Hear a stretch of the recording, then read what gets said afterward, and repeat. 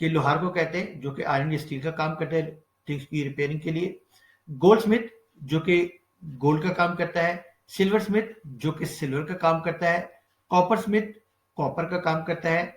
Lock Smith, जो कि locks को रिपेयर करता है या उनको बनाता है। गन स्मिथ, जो कि गन्स का काम करता है, फायर आर्म्स का, उनकी रिपेयरिंग का, उनको बनाने का।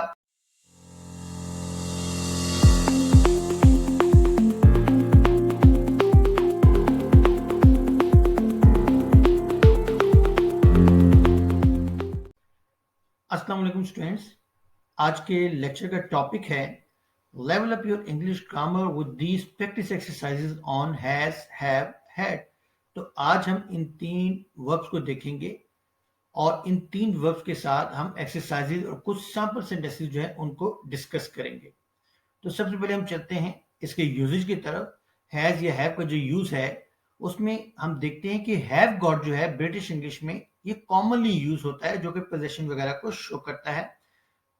चाहे आप पॉजिटिव स्टेटमेंट ले लें, नेगेटिव स्टेटमेंट्स ले लें या फिर क्वेश्चन ले लें प्रेजेंट टेंस में, तो हम हैव गॉट जो है कॉमनली यूज करते हैं ब्रिटिश इंग्लिश में। जैसे यहाँ एक स्ट्रक्चर दिए वी हैव गॉट, तो वी हैव गॉट ये एक फ्रेज है जो कि इंग्लिश में यूज होती है, जिसका मतलब है वी हैव और वी पोजेस। तो हैव गॉट जब भी कहीं आप लिखा हुआ देखें तो इसका मतलब या तो ये होगा वी हैव या फिर होगा वी पोजेस। जैसे they have got a wonderful house, we haven't got a television, have you got a meeting today. तो ये आमतौर पर जो स्ट्रक्चर्स हैं ये पोजेशन वगैरह शो करते हैं। और यहां आप ये भी तो कह सकते हैं they have a wonderful house, और यहाँ we have not got a television, ये तो चले ठीक है।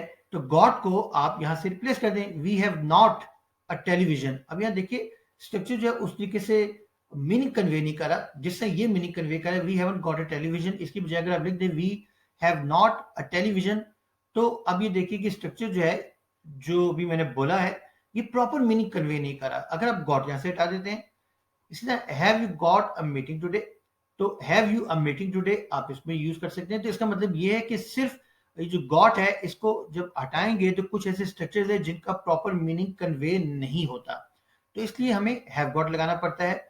या फिर इसकी बजाय अगर आप आ जाएं क्वेश्चन या नेगेटिव स्टेटमेंट्स में, तो आप वहां जो नॉर्मली यूज करते हैं ये जैसे लिखे फॉर्म विद डू और ऑल्सो कॉमन, जैसे do you have any brothers and sisters.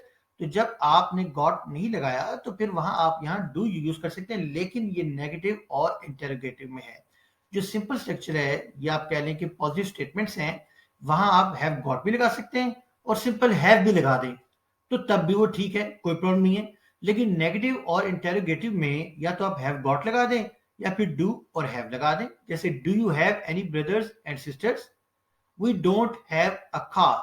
तो आप यहां देख लीजिए कि क्वेश्चंस और नेगेटिव स्टेटमेंट्स में आप हैव गॉट लगा दें या डू हैव लगा दें, दोनों ठीक है।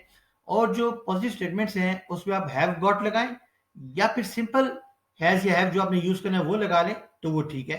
लेकिन जो डू है ये आमतौर पर पॉजिटिव स्टेटमेंट्स में यूज नहीं होता। अभी हम चलकर आगे सैंपल सेंटेंसेस देखेंगे तो ये आपको कंसेप्ट और क्लियर हो जाएगा। ये तो था हैज हैव, और हैज हैव में हमने इस स्ट्रक्चर को देख लेते हैं, अफर्मेटिव, नेगेटिव, इंटरोगेटिव के इसके स्ट्रक्चर को कैसे हम लिखते हैं। यहाँ जैसे स्ट्रक्चर देखिए, अफर्मेटिव में जैसे मैंने अभी लास्ट टाइम में डिस्कस किया, हैज गॉट या हैव गॉट ये सिंपल हैज और हैव लगा दें, डू ये डज नहीं लगेगा पॉजिटिव स्टेटमेंट में, अफर्मेटिव में। नेगेटिव में आप डज नॉट हैव लगा दें, डू नॉट हैव लगा दें, या फिर हैज नॉट गॉट या हैव नॉट गॉट, दोनों ठीक है। इंटरोगेटिव में भी हैज गॉट या डू और डज हैव ये भी ठीक है, जैसे has he got, have I got, etcetera जो भी है। इसमें डू आई हैव या डज ही हैव, तो आप डू या डज के साथ हैव लगाएंगे, और अगर आपने ये स्ट्रक्चर यूज करना है हैज या हैव तो इसके साथ गॉट लगा ले। तो यहां मैं फिर बता दूं कि डू ये जो डज है ये नेगेटिव और इंटरोगेटिव में यूज होता है, अफर्मेटिव में डू या डज आप नहीं लगाते, सिंपल हैज या हैव लगाते हैं। जैसे यहाँ देखें आप, he has no pen, negative है, आप सिंपल हैज लगा दें। और ये भी तो यूज कर सकते हैं he does not have a pen. लेकिन और दो ये दोनों स्ट्रक्चर्स ठीक हैं, लेकिन ये भी ध्यान में रखिएगा कि इन दोनों स्ट्रक्चर्स का जो मीनिंग है वो डिफरेंट है। मीनिंग कैसे डिफरेंट है हम देखते हैं। यहाँ जैसे लिखिए कि बोथ सेंटेंसेस आर करेक्ट, लेकिन मीनिंग डिफरेंट है कैसे। अगर मैं ये कहता हूं ही हैज नो पेन, ये वाला स्ट्रक्चर यूज करता है, तो इसका मतलब ये है कि उसके पास पेन है ही नहीं है, मतलब उसकी पोजेशन में नहीं है, उसके पास पेन मौजूद ही नहीं है।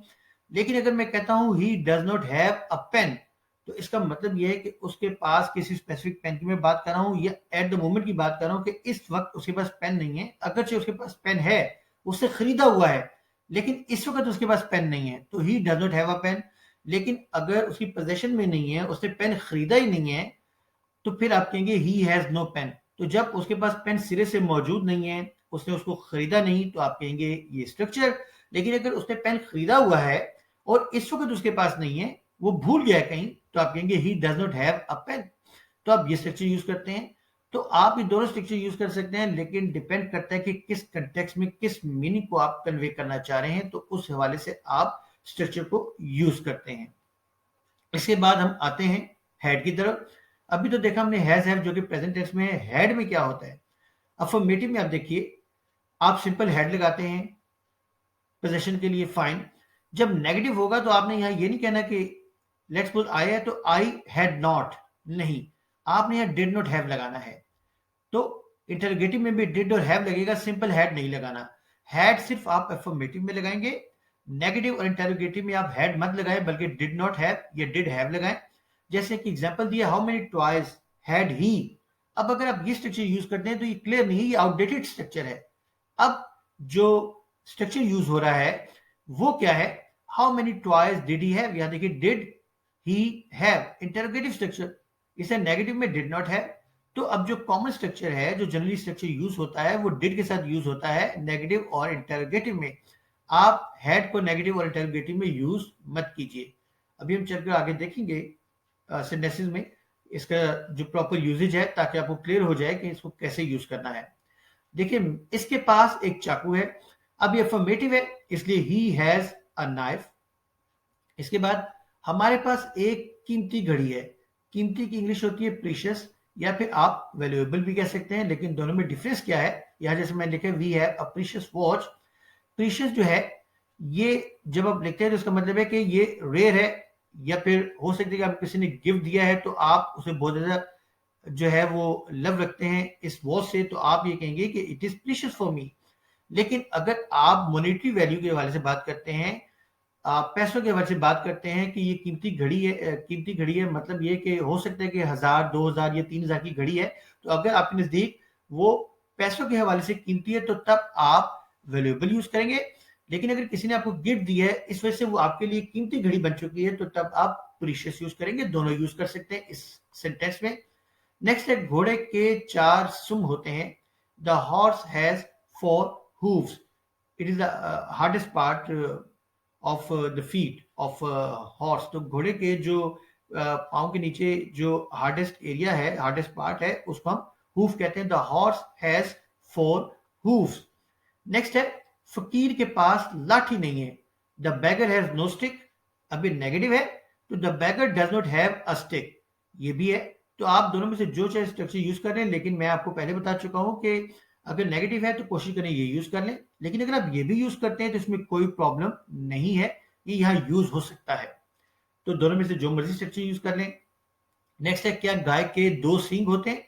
अब इंटेरोगेटिव है, तो इंटेरोगेटिव में मैंने बताया था कि डू हैव या डज हैव लगा ले। Does the cow have 2 horns? सींग को कहते हैं हॉर्न्स। हमारे बाग के इर्द गिर्द एक बाड़ थी। अब ये देखिए, अफर्मेटिव है, जहां मैंने आपको बताया था हैड आपने यूज करना है। और garden had a hedge around it. बाड़ की इंग्लिश होती है हेज। किसान 2 बैल रखता था। बैल की इंग्लिश होती है ऑक्स।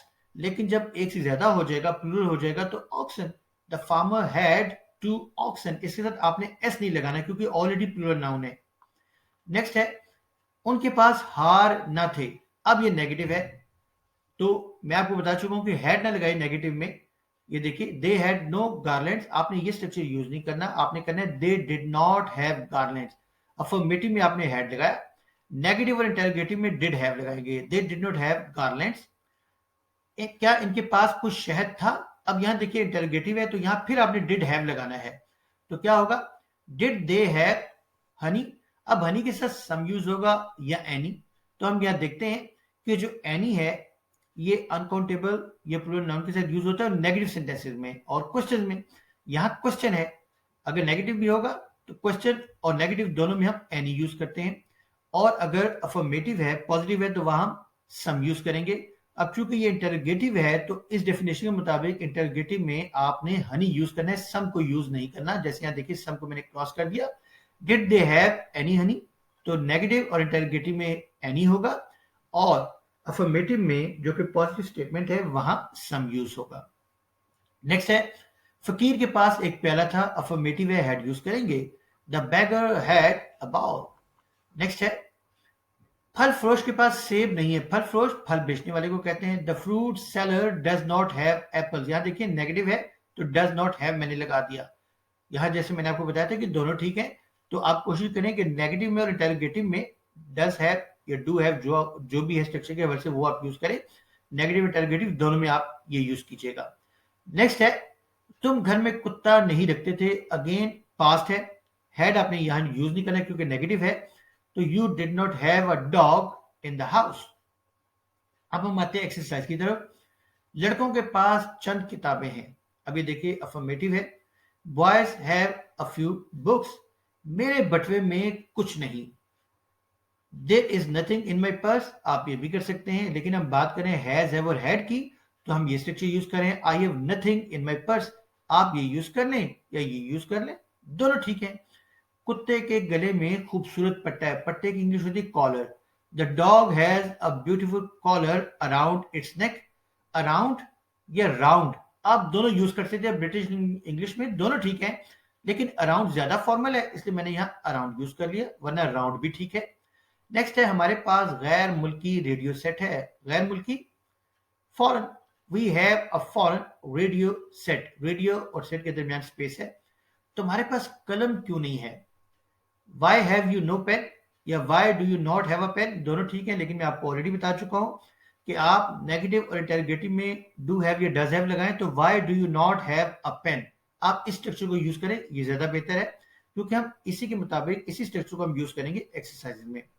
क्या हिरन की चार टांगे नहीं होती, does a deer not have four legs. अब यहां देखिए अगर मैं ये वाला स्ट्रक्चर यूज करूं तो होना चाहिए has a deer no four legs, तो अब ये कोई प्रॉपर सेंस कन्वे नहीं करा ना, कोई जो है सेंटेंस की प्रॉपर समझ आ रही है। अगर मैं कह दूं has a deer no four legs, तो उसकी बजाय आप ये स्ट्रक्चर यूज करें does a deer not have four legs, तो ये ज्यादा बेहतर तरीके से मीनिंग कन्वे कर रहा है। और जो डियर है उसकी स्पेलिंग याद रखिएगा, जो कि एक एनिमल है, D double E R, D E A R नहीं यूज करना। इन औरतों के पास जेवर नहीं है, these women do not have the ornaments, तो आप ये भी तो कह सकते हैं these women have no ornaments, लेकिन मैं आपको बता चुका हूं कि नेगेटिव और इंटरोगेटिव में आप डू हैव या डज हैव को यूज करें। These women do not have the ornaments. इस गरीब लड़के के पास जूता नहीं है, this poor boy does not have the shoes. क्या तुम्हारे दोस्त के पास घड़ी नहीं है, does your friend have no watch. Next है, हमारे पास नया मकान है, we have a new house. अमीर आदमी बड़ा बाग रखता है, the rich man has a big garden. क्या आपके पास लाइसेंस है, do you have a licence, तो डू हैव या डज हैव आप यूज करते हैं। क्या बढ़ई के पास आरी नहीं है, does the carpenter have no saw, S A W saw आरी को कहते हैं। लोहार के पास हथौड़ा नहीं है, the black Smith does not have a hammer. Black Smith single word है जो कि लोहार की इंग्लिश होती है। क्या मुसाफिरों के पास सामान नहीं है, do passengers have no luggage. क्या तोता सुर्ख चोंच नहीं रखता है, does a parrot not have a red beak. तो यहाँ बीक जो है इसकी जो उर्दू ट्रांसलेशन है वो है चोंच। तो यहाँ मैं फिर बता दूं कि आपने हैज और हैव की जो एक्सरसाइजेज हैं इसमें अफर्मेटिव में आप हैज या हैव यूज कर सकते हैं, लेकिन जब आप नेगेटिव और इंटरोगेटिव में आते हैं तो आपने डज हैव या डू हैव लगाना है। जैसे देखिए डज हैव या फिर डू हैव, तो नेगेटिव इंटरोगेटिव में डज हैव या डू हैव आप यूज करेंगे। सिंपल आपने हैज या हैव नहीं यूज करना, नो के साथ आप इसको यूज नहीं करेंगे, सिंपल डज हैव या डू हैव को यूज करेंगे।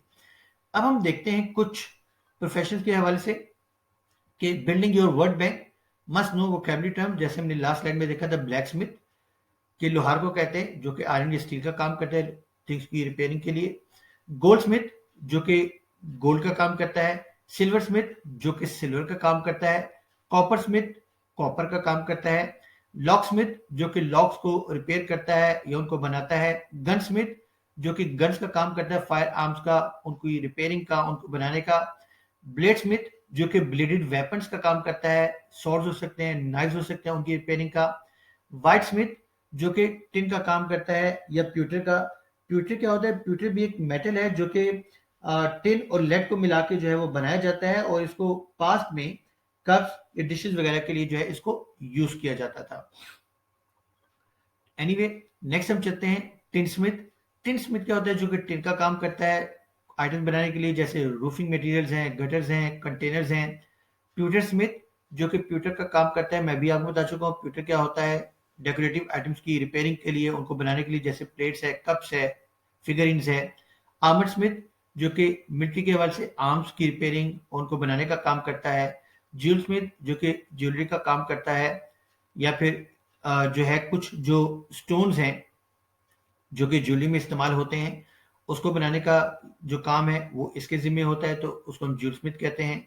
वॉच स्मिथ जो कि वॉचेस की मेंटेनेंस या रिपेयरिंग के हवाले से काम करता है। ब्रॉन्ज स्मिथ जो कि ब्रॉन्ज का काम करता है, जैसे स्टैचूज को बनाने के लिए इस्तेमाल होता है, बेल्स हैं या दूसरी डेकोरेटिव ऑब्जेक्ट्स हैं। इसी तरह एंकर स्मिथ जो कि बोट से शिप्स के लिए जो एंकर्स हैं उनकी रिपेयरिंग के लिए या उनको बनाने का जो काम करता है, तो उसको एंकर स्मिथ कहते हैं। तो ये कुछ वर्ड्स हैं जो मैंने यहाँ दिए हैं, 15 है, आप इनको देख लीजिए और इनको मौका मेल के लिहाज से जिस कंटेक्स्ट में आप जब यूज करना चाहें तो आप इसको यूज कर सकते हैं। तो नेक्स्ट चलते हैं हम एक्सरसाइज की तरफ जो कि हेड से रिलेटेड है। अभी हमने हैज और हैव की एक्सरसाइज देखी थी, अब हम हेड की देखते हैं। किसान के पास दरांती ना थी। अब ये देखिए, वैसे तो हम यूज करते हैं the farmer had no sickle, लेकिन हम देख चुके हैं कि हमने नेगेटिव और इंटेरोगेटिव में डिड नॉट हैव या डिड हैव लगाना है। The farmer did not have a sickle. तुम्हारे भाई के पास पिस्तौल न था। Your brother did not have a pistol. हमारा नौकर बंदूक का लाइसेंस नहीं रखता था। Our servant did not have a licence of gun. इनके पास एक नया हल था। अब यहाँ हल जो है वो स्टूडेंट्स को समझ नहीं आती कि इसकी इंग्लिश क्या होनी चाहिए, तो इसकी इंग्लिश होती है प्लो। याद रखिएगा, PLOUGH। तो दे हैड अ न्यू प्लो। अंधे फकीर के पास लैंप क्यों था? Why had the blind beggar a lamp?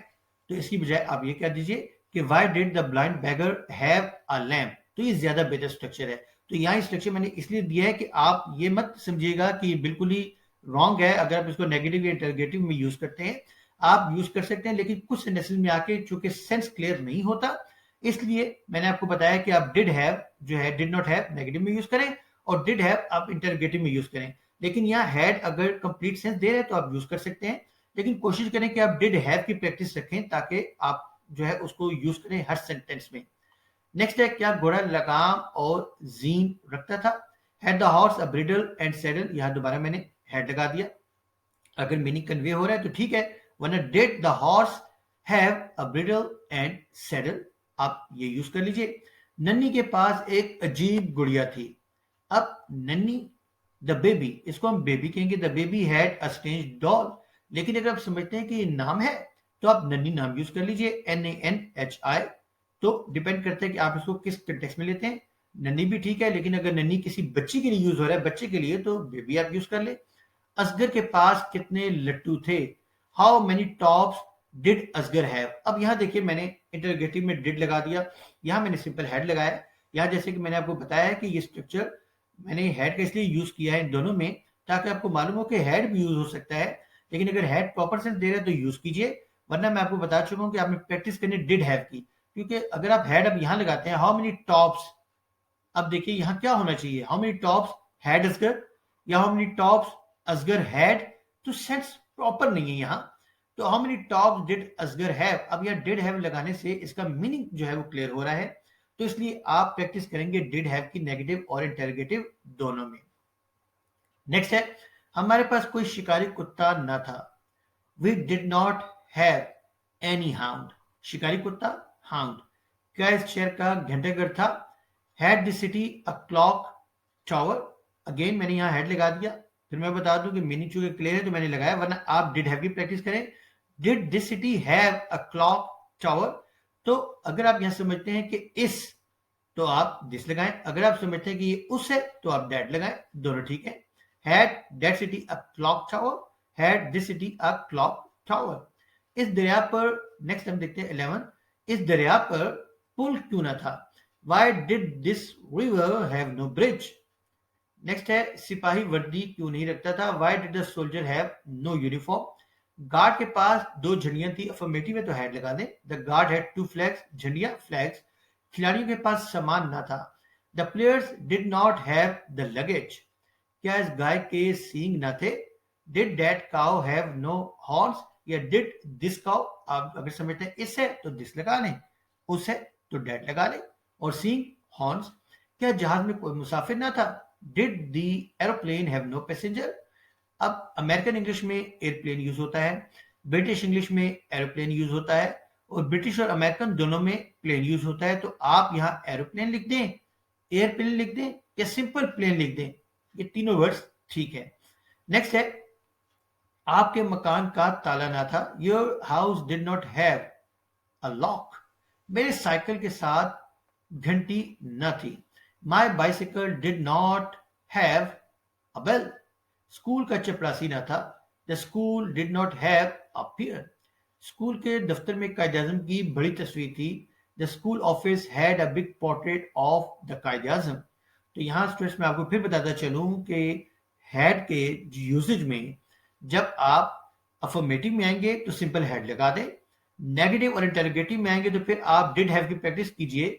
और कुछ सेंटेंसेस मैंने दो तीन सैंपल सेंटेंसेस अभी एक्सरसाइज में डिस्कस किए थे लास्ट स्लाइड में भी, कि नेगेटिव और इंटेरोगेटिव दोनों में मैंने सिंपल हैड यूज किया था, ताकि आपको मालूम हो कि ये स्ट्रक्चर भी ठीक है, लेकिन कुछ सेंटेंसेस में आके चूंकि स्ट्रक्चर हमें प्रॉपर मीनिंग कन्वे नहीं करता, इसलिए आपकी प्रैक्टिस डिड नॉट हैव या डिड हैव के साथ होनी चाहिए जब आप पास्ट स्ट्रक्चर यूज कर रहे हैं।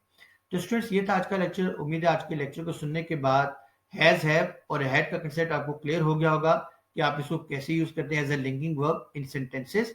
अगर इसके बावजूद कोई प्रॉब्लम हो तो आप मुझे कमेंट सेक्शन में क्वेश्चन कर सकते हैं या स्लाइड पर दिए गए व्हाट्सएप नंबर पर मुझे कांटेक्ट कर सकते हैं। Okay students, take care.